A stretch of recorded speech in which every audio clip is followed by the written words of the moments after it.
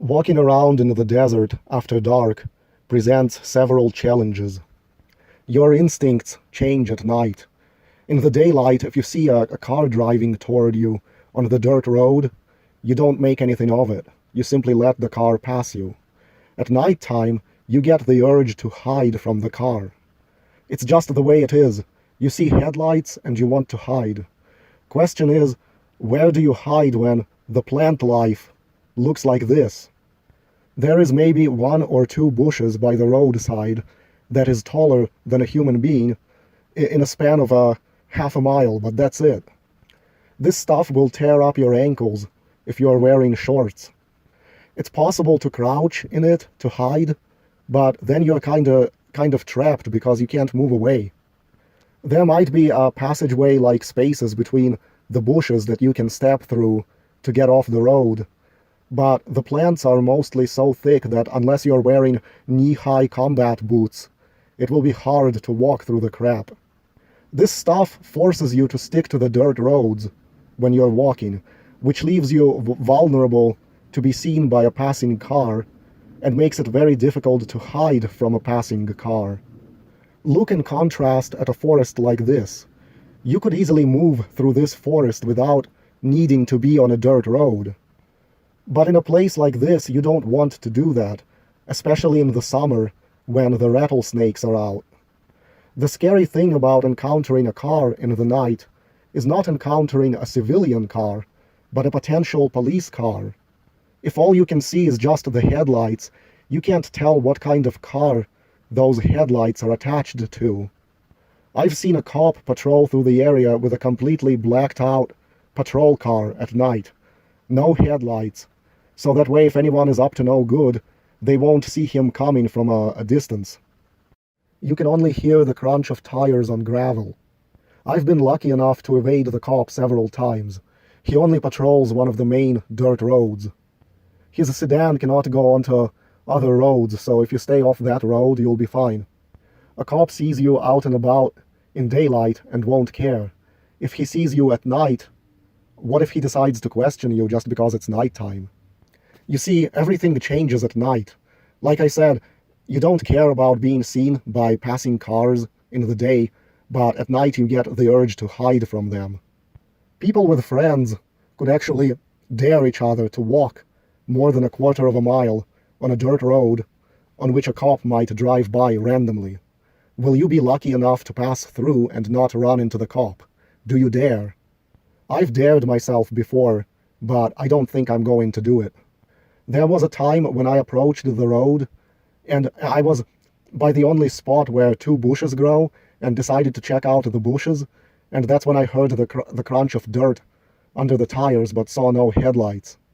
And then the police car swept by, but I was behind a bush, so he didn't know I was there. But the bushes are very far and few between, and whoever suggests using a flashlight is crazy. You are marking your location with a flashlight. You're marking that somebody is there. You can be seen a mile away. No flashlights. Let's say you do get off the road and crouch in the brush to let a car pass by. You end up trapped if the car stops. A cop car has a beacon on it that can illuminate for a quarter of a mile. If you could even manage to run through the brush, you could be illuminated and kept in sight for a long time. You will not be protected from headlights either. If there was a forest like this on the road where the cop patrols, then walking that road would be a lot more fun. You could easily step behind a pine tree trunk if you heard him coming. You could toss a fat pine cone at his passing cruiser from a hiding spot and then run away, and he'll think that the pine cone must have naturally dropped off a tree and hit his cruiser. But here you can't throw anything. If he stops and starts looking around and shining his light, where are you going to run if you don't have tree trunks blocking the light? What about a helicopter? There is absolutely no way to hide from a helicopter or even a drone. Even a pathetic forest like this, where you can see the pine trees can barely grow in this spot where desert meets forest, it would make loads of difference if you at least had such a tiny pine trees like this to hide behind. There is a place where sometimes someone will drive up a hill in a car, and it's kind of a dead end unless you have an off-road vehicle. So after spending time on a hill, people will drive back down the same trail. When I saw a car go up, I approached the trail and I built this cairn out of stones in the middle of the trail. Think how creepy that is. You drive up a dirt road and you don't see any cairn.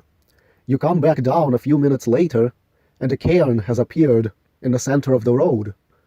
It's creepy because it makes you wonder who is lurking around, because someone must be lurking around in the dark who built this thing in the last few minutes.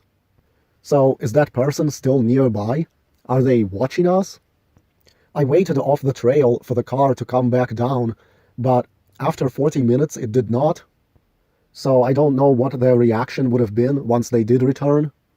You can do these Blair Witch Project type things where a car drives up a road, and if they're just exploring and you know it's a kind of road where they'll have to turn around and return, then after they went up the road, in the dark, you run up and you place one of these things, like in the image here, these creepy arts and crafts made out of tree branches and stuff.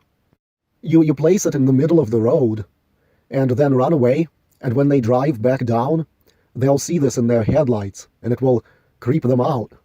Also, to be even more creepy, you can collect bones of dead animals in the woods, like skulls of deer that were killed by coyotes and stuff, and you can make things out of dead animal bones.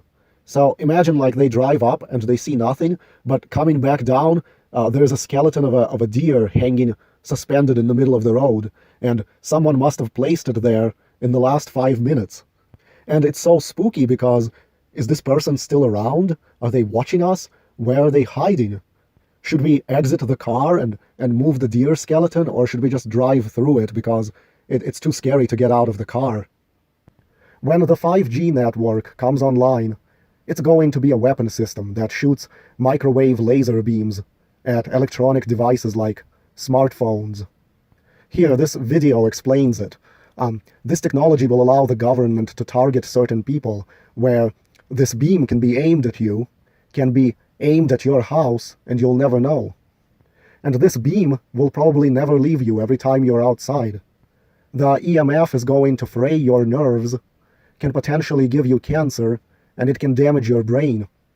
If your brain gets damaged, you'll go insane and become a school shooter, or you'll develop cancer and other sicknesses. Right now, cell towers spread their energy out spherically, so it's not concentrated, and it becomes weaker the further you go from the cell tower. 5G is going to concentrate that energy into laser-like beams, so no matter how far away you are, the power of that beam will not weaken. Just like the light bulb can't blind you because the light projects out spherically, but if you took all that light that a light bulb emits and concentrated into like a laser beam, I bet it would blind you instantly. Same with a magnifying glass. The sunlight, when it's naturally spread out, doesn't set anything on fire, but when you take even a small magnifying glass and concentrate a few inches of sunlight into a point, the surface under that point begins to burn. I don't have adequate tree cover for my trailer, which means they could aim those beams at my trailer 24/7, and they'd have good reason to do so. 100,000 people need to buy up my James Grider novels so I can afford to move.